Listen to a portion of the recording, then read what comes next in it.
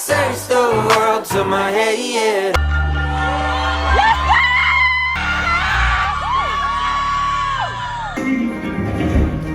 Every time I see your glory, Be free indeed, so let it scream, let it shout, with single doubt that today is the day. Name of the Lord, blessed be your name, the name of the Lord.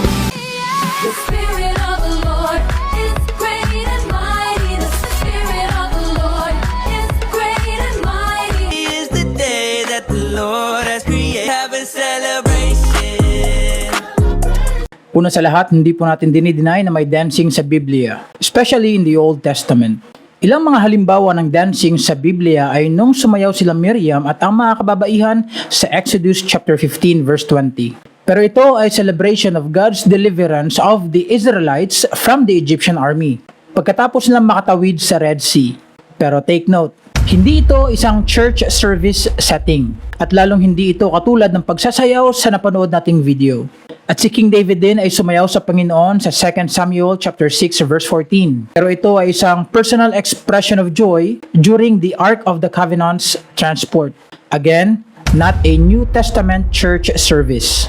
At binanggit din ni King David ang pagsayaw sa Psalm 149 verse 3 at sa Psalm 150 verse 4 bilang poetic expressions of joy. It refers to Israel rejoicing with cultural festive dancing and to Old Testament ceremonial worship. Pero hindi po ito pinractice ng New Testament Church. Ang mga pagsasayaw na nabanggit po natin sa Old Testament ay hindi katulad ng pagsasayaw na nakita natin sa video. Ang napanood po natin is very worldly, fleshly, with sensual movements, full of entertainment, audience and performance centered, at secular kind of music. Itong klaseng pagsasayaw na ito ay never ginawa sa New Testament Church at never pinractice ng early church. Wala pong record ang Biblia na ang mga Kristiyano ay nagsisayawan during a Sunday church service. Bagkus sa makikita po natin sa Biblia in Ephesians chapter 5 verse 19, speaking to yourselves in psalms and hymns and spiritual songs, singing and making melody in your heart to the Lord.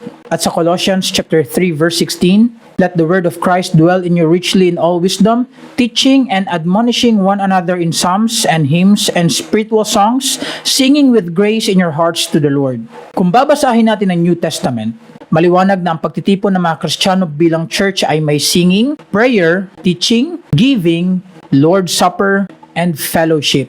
At ang dancing is never included. Salamat sa Panginoon at meron pa ring mga churches na naninindigan na hindi ginawang parte ang pagsasayaw as congregational worship sa church at hindi umaawit ng mga contemporary Christian music. Bagkus sila pa rin ay umaawit ng hymns, psalms, and spiritual songs. Lingid sa kaalaman ng iba na ang hymns ay punong-puno ng theology at ang dala nitong melody ay nagpapalakas ng ating espiritu.